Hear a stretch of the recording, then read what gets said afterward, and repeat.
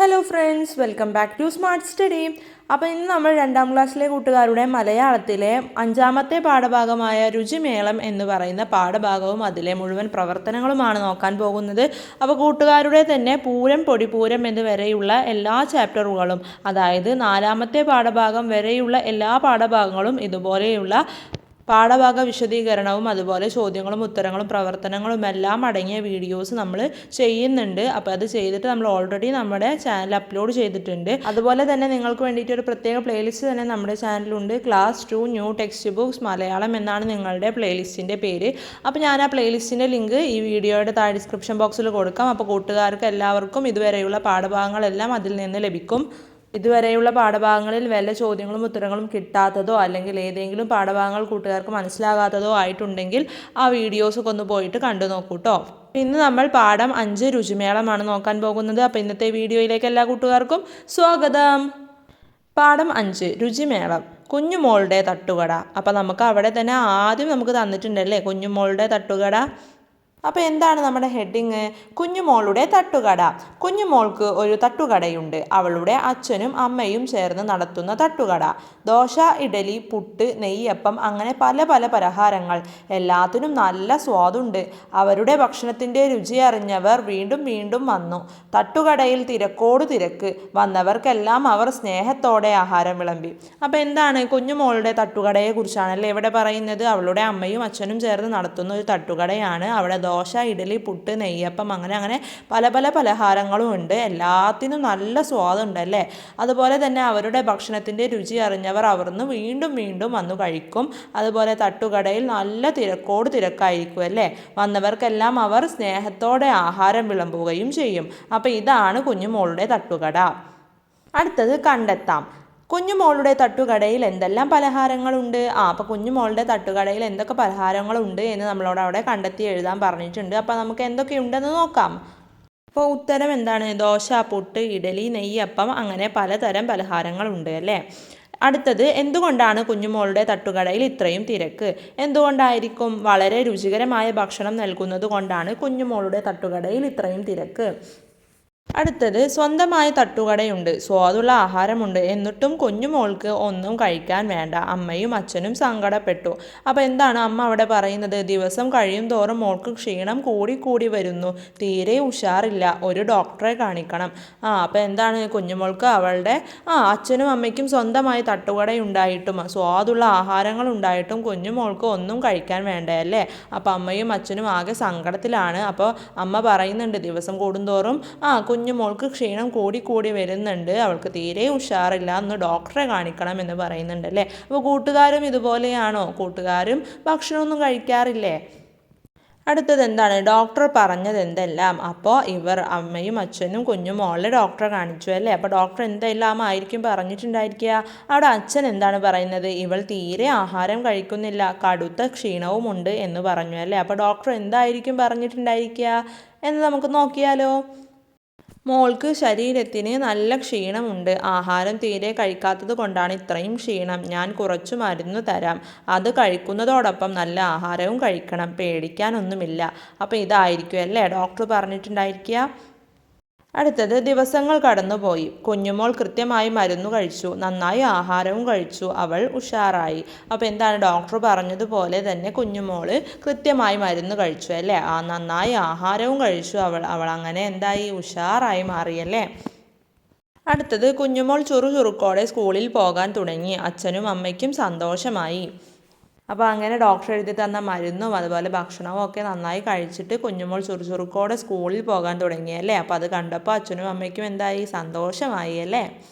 അടുത്തത് അഭിനയിക്കാം. കുഞ്ഞുമോളുടെ കഥ വായിച്ചല്ലോ, താഴെ പറയുന്ന കാര്യങ്ങൾ കൂട്ടുകാരോടൊപ്പം അഭിനയിക്കാം.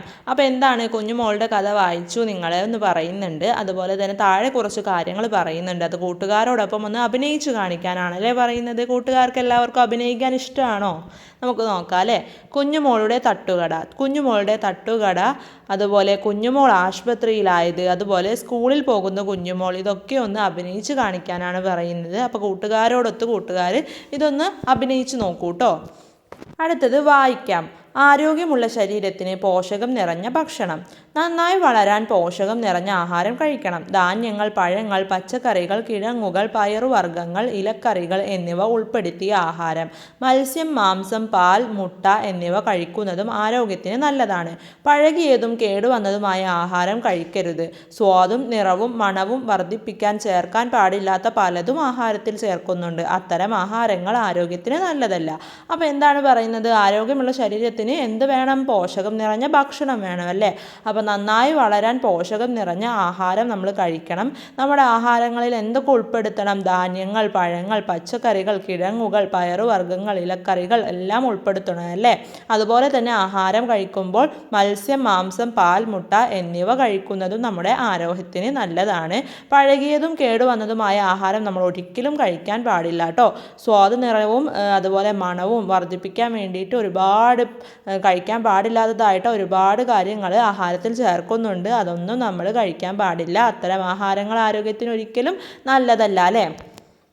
അപ്പോൾ നമ്മുടെ ആഹാരം നല്ല ആരോഗ്യത്തിനുള്ളതായിരിക്കണം. അപ്പോൾ അത് ശ്രദ്ധിക്കാൻ വേണ്ടി കൂട്ടുകാർ ഇതെല്ലാം ഒന്ന് നോക്കണേ.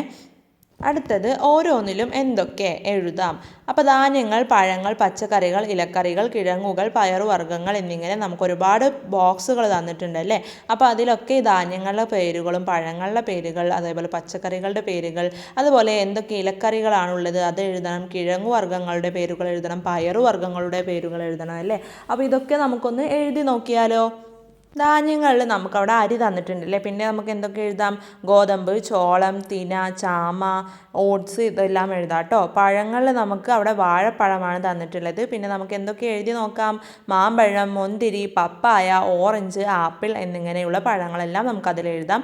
പച്ചക്കറികൾ എന്തൊക്കെയാണ്? ക്യാരറ്റ്, ബീട്രൂട്ട്, വെള്ളരിക്ക, ക്യാബേജ്, തക്കാളി, വെണ്ടയ്ക്ക, ബീൻസ്.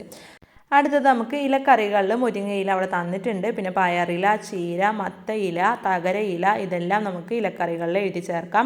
കിഴങ്ങുകൾ എന്തൊക്കെയാണ്? കിഴങ്ങുകൾ ഉരുളക്കിഴങ്ങ് തന്നിട്ടുണ്ട് അല്ലേ? കപ്പ, ചേന, കാച്ചിൽ, കൂർക്ക, മധുരക്കിഴങ്ങ് ഇതെല്ലാം കിഴങ്ങുകളാണ്. പയറുവർഗ്ഗങ്ങളിൽ നമുക്ക് കടല, മുതിര, വൻപയർ, ചെറുപയർ ഇതെല്ലാം എഴുതാം അല്ലേ? ഇനി ഇതിൽ കൂട്ടുകാർക്ക് കൂടുതലായിട്ട് അറിയുന്നവയുണ്ടെങ്കിൽ കൂട്ടുകാർക്ക് ഇതിലൊക്കെ എഴുതി ചേർക്കാം കേട്ടോ. അപ്പോൾ ഇങ്ങനെയാണ് നമ്മൾ ഇത് എഴുതേണ്ടത്. അടുത്ത എന്താണെന്ന് നോക്കാം. അടുത്തത് കൂട്ടുകാർക്കുള്ളൊരു വർക്കാണ്. എന്താണെന്ന് നോക്കാം. നിങ്ങൾ ഒരാഴ്ച കഴിക്കുന്ന ആഹാരത്തിൽ എന്തൊക്കെ ഉൾപ്പെടുത്തുന്നുണ്ട്? ഓരോ ദിവസവും പട്ടികയിൽ അടയാളപ്പെടുത്തി നോക്കാം. അപ്പോൾ എന്താണ്? നിങ്ങൾ ഒരാഴ്ച കഴിക്കുന്ന ആഹാരത്തിൽ എന്തൊക്കെ ഉൾപ്പെടുത്തുന്നുണ്ട്? അതിൽ പട്ടികയാണ് അവിടെ തന്നിട്ടുള്ളത്. അതിൽ എന്തൊക്കെയാണുള്ളത് എന്നുണ്ടെങ്കിൽ ടിക്ക് ഇടണം കേട്ടോ. അവിടെ നമുക്ക് ദിവസങ്ങളുടെ പേര് തന്നിട്ടുണ്ട് അല്ലേ? ഞായർ, തിങ്കൾ, ചൊവ്വ, ബുധൻ, വ്യാഴം, വെള്ളി, ശനി ഒരാഴ്ച തന്നിട്ടുണ്ട് നമുക്കവിടെ. പിന്നെ അടുത്തത് ധാന്യങ്ങൾ, പഴങ്ങൾ, പച്ചക്കറികൾ, ഇലക്കറികൾ, കിഴങ്ങുകൾ, പയറുവർഗ്ഗങ്ങൾ, മുട്ട, പാൽ, മീൻ, മാംസം എന്നിങ്ങനെ നമുക്ക് ഓരോ കളവും തന്നിട്ടുണ്ട്. അപ്പോൾ കൂട്ടുകാരിപ്പോൾ ഞായറാഴ്ച ധാന്യങ്ങൾ കഴിച്ചു എന്നുണ്ടെങ്കിൽ അവിടെ ടിക്ക് ഇടുക. പിന്നെ പഴങ്ങൾ കഴിച്ചിട്ടുണ്ടെങ്കിൽ അതിന് ടിക്ക് ഇടുക. അപ്പോൾ അങ്ങനെ ഓരോ ദിവസവും കൂട്ടുകാർ എന്തൊക്കെയാണ് ഇതിൽ ഉൾപ്പെടുത്തി കഴിച്ചിട്ടുള്ളത് അത് അവിടെ ടിക്ക് ഇടണം കേട്ടോ. അപ്പോൾ ഈ ഒരു പ്രവർത്തനം കൂട്ടുകാർ ചെയ്യേണ്ടതാണ്. കൂട്ടുകാർ ഓരോ ദിവസം കഴിക്കുന്ന ഭക്ഷണവും പോഷകാഹാരങ്ങളാണോ എന്ന് നോക്കാനുള്ളതാണ്. അപ്പോൾ കൂട്ടുകാർ ഇതൊന്ന് ശ്രദ്ധിച്ചിട്ട് കൂട്ടുകാർ കഴിക്കുന്ന ഭക്ഷണം ഏതാണ് എന്നുള്ളത് നോക്കിയിട്ടൊന്ന് ടിക്കിട്ട് നോക്കൂ കേട്ടോ. നിങ്ങൾ കഴിച്ചതിൽ ഏത് വിഭാഗത്തിൽപ്പെട്ട ആഹാരമാണ് കൂടുതൽ വന്നത്? അപ്പോൾ കൂട്ടുകാർ ഒരാഴ്ച കഴിച്ചതിൽ ഏത് വിഭാഗത്തിൽപ്പെട്ട ആഹാരത്തിനാണ് നിങ്ങൾ കൂടുതൽ ടിക്കിട്ടതുള്ളത് എന്നാണ് അവിടെ എഴുതേണ്ടത്. അപ്പോൾ ചിലപ്പോൾ പഴങ്ങൾക്കായിരിക്കാം, അല്ലെങ്കിൽ പച്ചക്കറികൾക്കായിരിക്കാം, പാൽ, മുട്ട, പയർ വർഗ്ഗങ്ങൾ, ധാന്യങ്ങൾ, ഇലവർഗ്ഗങ്ങൾ ഇതിൽ ഏതാണോ കൂട്ടുകാർ കൂടുതലായിട്ട് കഴിച്ചത് അതാണ് അവിടെ എഴുതി ചേർക്കേണ്ടത് കേട്ടോ. അടുത്തത് ഏറ്റവും കുറവ് കഴിച്ചതോ? ഏറ്റവും കുറവ് കൂട്ടുകാർ ഏത് ഭക്ഷണമാണ് കഴിച്ചത് എന്നുണ്ടെങ്കിൽ അതും അവിടെ എഴുതി കൊടുക്കണം. അപ്പോൾ ഇത് കൂട്ടുകാർ ചെയ്ത് നോക്കൂ. അടുത്തത് അരിയുണ്ട. അരി കഴുകി ഉണക്കി ചട്ടിയിൽ വറുത്തു, മിക്സിയിൽ പൊടിച്ചു, തേങ്ങ ചിരകി, ശർക്കര ചുരണ്ടി അരിപ്പൊടിയിൽ ചേർത്തു, കൈകൊണ്ട് കുഴച്ച് ഉരുട്ടിയെടുത്തു, പാത്രത്തിൽ അരിയുണ്ടകൾ നിരത്തി വെച്ചു. അപ്പോൾ എങ്ങനെയാണ് അരിയുണ്ട ഉണ്ടാക്കിയത് എന്നാണ് അവിടെ പറയുന്നത്. അരി കഴുകി ഉണക്കി ചട്ടിയിൽ വറുത്തു, മിക്സിയിൽ പൊടിച്ചു, പിന്നീട് തേങ്ങ ചിരകി ശർക്കര ചുരണ്ടി അരിപ്പൊടിയിൽ ചേർത്തു, കൈകൊണ്ട് കുഴച്ച് ഉരുട്ടിയെടുത്ത് പാത്രത്തിൽ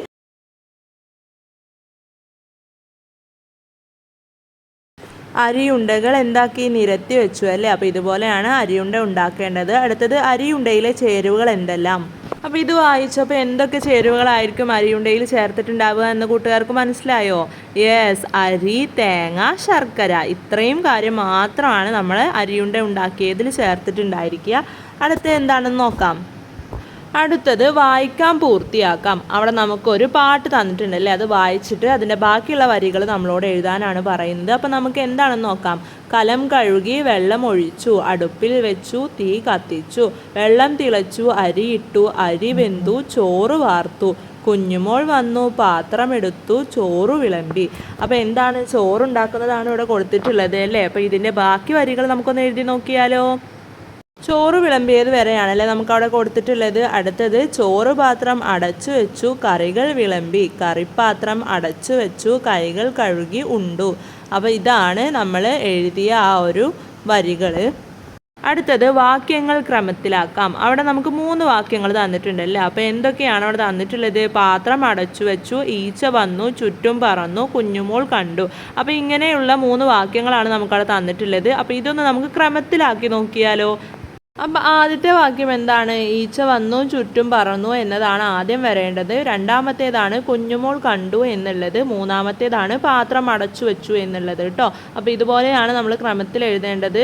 അടുത്തത് കണ്ടെത്താൻ പറയാം. ചോറ് വിളമ്പിയ പാത്രം കുഞ്ഞുമോൾ അടച്ചു വെച്ചത് എന്തിന്? അപ്പോൾ ചോറ് വിളമ്പിയ പാത്രം എന്തിനായിരിക്കും കുഞ്ഞുമോൾ അടച്ചു വെച്ചിട്ടുള്ളത് എന്നാണ് ചോദിക്കുന്നത്. അപ്പോൾ എന്തിനായിരിക്കും എന്ന് നമുക്ക് നോക്കാം. ഉത്തരം, ചോറിൽ ഈച്ച വന്നിരുന്നാൽ അസുഖങ്ങൾ വരുമെന്ന് കുഞ്ഞുമോൾക്ക് അറിയാം, അതുകൊണ്ടാണ് അടച്ചു വെച്ചത്. അപ്പോൾ കുഞ്ഞുമോൾക്ക് അറിയാലേ ചോറിൽ ഈച്ച വന്നിരുന്നു കഴിഞ്ഞാൽ അസുഖങ്ങൾ വരും എന്നുള്ളത്. അപ്പോൾ അതുകൊണ്ടാണ് കുഞ്ഞുമോൾ ചോറ്റുപാത്രം അടച്ചു വെച്ചത്. കൂട്ടുകാരെല്ലാവരും ചോറ് അടച്ചു വെക്കാറുണ്ടോ? ഇല്ലെങ്കിൽ അടച്ചു വെക്കണം കേട്ടോ. ഈച്ച വന്നിരുന്നു കഴിഞ്ഞാൽ കൂട്ടുകാർക്ക് അസുഖങ്ങൾ വരും കേട്ടോ. അടുത്തതാണ് രുചിയുടെ പൊടിപൂരം. അപ്പോൾ നമുക്കവിടെ ഒരു പാട്ട് തന്നിട്ടുണ്ടല്ലേ. അമ്മുവിനിഷ്ടം അച്ചപ്പം, അടയും വടയും കുഴലപ്പം, ഇന്ദുവിനിഷ്ടം ഇടിയപ്പം, ഇഡലി ദോശ ചപ്പാത്തി, ഉസ്മാനിഷ്ടം ഊത്തപ്പം, ഉമ്മ ചുടുന്നൊരു പാലപ്പം, മധുവിനിഷ്ടം വട്ടയപ്പം, മധുരം കിനിയും നെയ്യപ്പം, പലഹാരങ്ങൾ പലതുണ്ടേ, പല പല രുചിതൻ പൊടിപൂരം. അപ്പോൾ ഇതാണ് നമ്മുടെ പാട്ട്. ഇനി നമുക്കിതിൽ നിന്ന് ചോദ്യങ്ങൾ ചോദിക്കുന്നുണ്ടല്ലേ, എന്താണെന്ന് നോക്കിയാലോ. ആദ്യത്തെ ചോദ്യം എന്താണ്? പാട്ടിൽ പറയുന്ന പലഹാരങ്ങളുടെ പേരുകൾ പറയാം, എഴുതാം. പാട്ടിൽ ഒരുപാട് പലഹാരങ്ങളുടെ പേര് പറയുന്നുണ്ടല്ലേ. അപ്പോൾ അതൊന്ന് എഴുതി നോക്കാനും പറയാനുമാണ് നമ്മളോട് പറയുന്നത്. അപ്പോൾ നമുക്ക് നോക്കാം എന്തൊക്കെ പലഹാരങ്ങളാണ് പറയുന്നത്. അട, വട, കുഴലപ്പം, ഇടിയപ്പം, ഇഡലി, അച്ചപ്പം, ദോശ, ചപ്പാത്തി, ഊത്തപ്പം, പാലപ്പം, വട്ടയപ്പം, നെയ്യപ്പം. അപ്പോൾ ഇത്രയൊക്കെ പലഹാരങ്ങളുടെ പേരുകളാണ് നമ്മുടെ ഈ ഒരു പാട്ടിൽ പറയുന്നത്. അടുത്ത ചോദ്യം, ഇനിയും ധാരാളം ആഹാര സാധനങ്ങൾ ഉണ്ടല്ലോ, എഴുതി ചേർക്കാം. അപ്പോൾ ഇനിയും ഒരുപാട് ആഹാര സാധനങ്ങൾ ഉണ്ടല്ലേ. അപ്പോൾ നമ്മളോട് കുറച്ചെണ്ണം അവിടെ എഴുതാനാണ് പറയുന്നത്. അപ്പോൾ നമുക്ക് നോക്കാം. പുട്ട്, ഉണ്ണിയപ്പം, പരിപ്പുവട, ഉപ്പുമാവ്, ഉഴുന്നുവട, പഴംപൊരി, ബോണ്ട, ലഡു, ജിലേബി, ഉള്ളിവട മുതലായവ. അപ്പോൾ ഒരുപാട് ആഹാര സാധനങ്ങൾ ഉണ്ടല്ലേ. അപ്പോൾ കൂട്ടുകാർക്ക് ഇനിയും എഴുതി ചേർക്കാട്ടോ. അടുത്തതാണ് ഫ്രൂട്ട് സലാഡ് തയ്യാറാക്കാം. അപ്പോൾ അവിടെ ഒരുപാട് കുട്ടികൾ ഇരുന്നിട്ട് ഫ്രൂട്ട് സലാഡ് തയ്യാറാക്കുന്നുണ്ടല്ലേ. ആവശ്യമായ സാധനങ്ങൾ. അപ്പോൾ അതിന് ആവശ്യമായ സാധനങ്ങൾ എന്തൊക്കെയാണ് എന്ന് നമ്മളവിടെ എഴുതി കൊടുക്കണം. അപ്പോൾ എന്തൊക്കെയായിരിക്കും വേണ്ടി വരിക? ഉത്തരം, പൈനാപ്പിൾ, തണ്ണിമത്തൻ, മാങ്ങ, ഏത്തപ്പഴം, മാതളം, പപ്പായ, ഓറഞ്ച്, മുന്തിരി, ആപ്പിൾ തുടങ്ങിയവ. അപ്പോൾ ഇതുപോലുള്ള ഒരുപാട് പഴങ്ങളായിരിക്കും അല്ലേ ഫ്രൂട്ട് സലാഡിന് വേണ്ടത്. ഫ്രൂട്ട് സലാഡ് തയ്യാറാക്കുന്ന വിധം അവിടെ നൽകിയിട്ടുണ്ട്. പഴങ്ങൾ നന്നായി കഴുകിയെടുക്കുക. ചെറിയ കഷ്ണങ്ങളാക്കി മുറിച്ച് വൃത്തിയുള്ള ഒരു പാത്രത്തിലേക്ക് ഇടുക. ആവശ്യത്തിന് മധുരം ചേർക്കുക. നന്നായി ഇളക്കുക. Fruit salad ready. അപ്പോൾ ഫ്രൂട്ട് സലാഡ് ഉണ്ടാക്കാൻ വളരെ എളുപ്പമാണല്ലേ. അപ്പോൾ കൂട്ടുകാരൊന്ന് അമ്മമാരുടെ സഹായത്തോട് കൂടിയിട്ട് ഇതൊന്ന് ഉണ്ടാക്കി നോക്കൂ കേട്ടോ. അടുത്തത് കടങ്കഥകൾ വായിക്കാം, ഉത്തരം കണ്ടെത്താം. അവിടെ നമുക്ക് താഴെ 2 കടങ്കഥകൾ തന്നിട്ടുണ്ടല്ലേ. അത് വായിച്ചിട്ട് ഉത്തരം കണ്ടെത്താനാണ് നമ്മളോട് പറയുന്നത്. അപ്പോൾ കൂട്ടുകാർക്ക് കടങ്കഥകളെല്ലാം ഇഷ്ടമാണോ? നമുക്ക് നോക്കാം അല്ലേ. കടലിൽ നിന്ന് വരുന്നു ഞാൻ, അടുക്കള തന്നിലിരിക്കും ഞാൻ, വെള്ളം തൊട്ടാൽ അലിയും ഞാൻ, പറയൂ പറയൂ ഞാനാര്. അപ്പോൾ എന്താണ്? കടലിൽ നിന്ന് വരുന്നു, അതുപോലെ അടുക്കള തന്നിലിരിക്കുന്നു, വെള്ളം തൊട്ടാൽ അലിയുകയും ചെയ്യും അല്ലേ. അപ്പോൾ നമുക്ക് മനസ്സിലായല്ലേ എന്താണ്? യെസ്, ഉപ്പാണ് കേട്ടോ. അടുത്തത്, ഏതു കറിക്കും രുചിയേകാൻ കൂട്ടു വിളിക്കാറുണ്ടെന്നെ, കറികൾ വെന്തു കഴിഞ്ഞെന്നാൽ പിന്നീട് ആർക്കും വേണ്ടെന്നെ. അപ്പോൾ എന്താണ്? ഏത് കറിക്കും രുചിയേകാൻ കൂട്ടു വിളിക്കുന്ന ഒരു സാധനമാണ്. കറികൾ വെന്തു കഴിഞ്ഞാൽ എന്താണ്? പിന്നീട് ആർക്കും വേണ്ട അല്ലേ. അപ്പോൾ അത് എന്താണ്? നമ്മൾ കറിയിൽ നിന്നൊക്കെ എടുത്ത് കളയുന്ന ഒരു സാധനമാണല്ലേ കറിവേപ്പില. അതിൻ്റെ താഴെ തന്നെ നമുക്ക് തന്നിട്ടുണ്ട് കൂടുതൽ കടങ്കഥകൾ കണ്ടെത്തി എഴുതാം എന്നല്ലേ. അപ്പോൾ കൂടുതൽ കടങ്കഥകൾ കൂട്ടുകാർ നമുക്കൊന്ന് കണ്ടെത്തിയാലോ? കടങ്കഥകൾ നോക്കാം അല്ലേ. ചെടിയിൽ നിന്നും വരുന്നു ഞാൻ, മധുരം വാരി വിതറും ഞാൻ, അധികം തിന്നാൽ ഷുഗറാകും. അപ്പോൾ എന്താണ് അതിൻ്റെ ഉത്തരം? പഞ്ചസാരയാണ്. അടുത്തത് തൊലിയൊരിച്ചാൽ കണ്ണീർ വരും. ഉത്തരം ഉള്ളി. അടുത്തതാണ് കാള കിടക്കും കയറോടും. അതിൻ്റെ ഉത്തരം എന്താണ്? മത്തനാണ്. അടിയിൽ കിണ്ണം നടുവിൽ വടി മേലെ കുട. ചേന. ഞെട്ടിയില്ല വട്ടയില്ല. എന്താണ് ഉത്തരം? പപ്പടം. പേരും രുചിയും ഒന്നാണ്, ചില കറികളിൽ ഞാൻ രുചി കൂട്ടും. പുളി. അടുത്തത് ചെപ്പു നിറച്ചും പച്ച ഇറച്ചി. ഉത്തരം കക്കയാണ് കേട്ടോ. അടുത്തത് 1000 ഓമനകൾക്ക് ഒരരഞ്ഞാൺ. ഉത്തരം ചൂല്. അടുത്തതാണ് ഒരാളെ ഏറ്റാൻ 3 ആള്. ഉത്തരം അടുപ്പ്. അടുത്തത് അകത്തറത്താൽ പുറത്തറിയും. ഉത്തരം എന്താണ്? ചക്കയാണ് കേട്ടോ. അടുത്തത് 1000 പൊടിയരിക്ക് അരമുറി തേങ്ങ. ഉത്തരം നക്ഷത്രങ്ങളും ചന്ദ്രനും. അടുത്തത് തൊട്ടാൽ ചൊറിയാൻ തിന്നാൽ രസികൻ. എന്താണ്? ചേനയാണ്. ഉത്തരം. അതുപോലെ തന്നെ ഇട്ടാൽ പൊട്ടാത്ത കിങ്ങിണി മുട്ട. ഉത്തരം കടുകാണ് കേട്ടോ. അപ്പോൾ ഇത്രയൊക്കെ കടങ്കഥകളാണ് കണ്ടുപിടിച്ചിട്ടുള്ളത്. അപ്പോൾ ഇനിയും കൂട്ടുകാർക്ക് കടങ്കഥകൾ അറിയുമെന്നുണ്ടെങ്കിൽ അതിൻ്റെ കൂടെ എഴുതി ചേർക്കാം കേട്ടോ. അടുത്തതാണ് ചിത്രം നോക്കി കഥ എഴുതാം. അപ്പോൾ നമുക്ക് താഴെ ഒരു ചിത്രം തന്നിട്ടുണ്ട് അല്ലേ. എന്താണ് തന്നിട്ടുള്ളത്? കോഴി ദോശ ചുടുന്ന പോലെ ഒരു ചിത്രം തന്നിട്ടുണ്ട്. അതുപോലെ തന്നെ കുറുങ്ങിപ്പൂച്ച ദോശ കൊണ്ടുപോകുന്ന പോലെ ഒരു ചിത്രം തന്നിട്ടുണ്ട് അല്ലേ. അപ്പോൾ ഇതാണ് നമുക്ക് തന്നിട്ടുള്ള ചിത്രം. പിന്നെ ഗ്യാസ് സ്റ്റൗവും അതുപോലെ തന്നെ ദോശയും എല്ലാം അവിടെ ഇരിക്കുന്നുണ്ട് അല്ലേ. അപ്പോൾ ഈ ഒരു ചിത്രം നോക്കി നമ്മളോടൊരു കഥ എഴുതാൻ പറയുന്നുണ്ടല്ലേ. ഈ ചിത്രം കാണുമ്പോൾ തന്നെ കൂട്ടുകാരുടെ മനസ്സിലേക്ക് ഒരു കഥ ഓടി വരുന്നില്ലേ.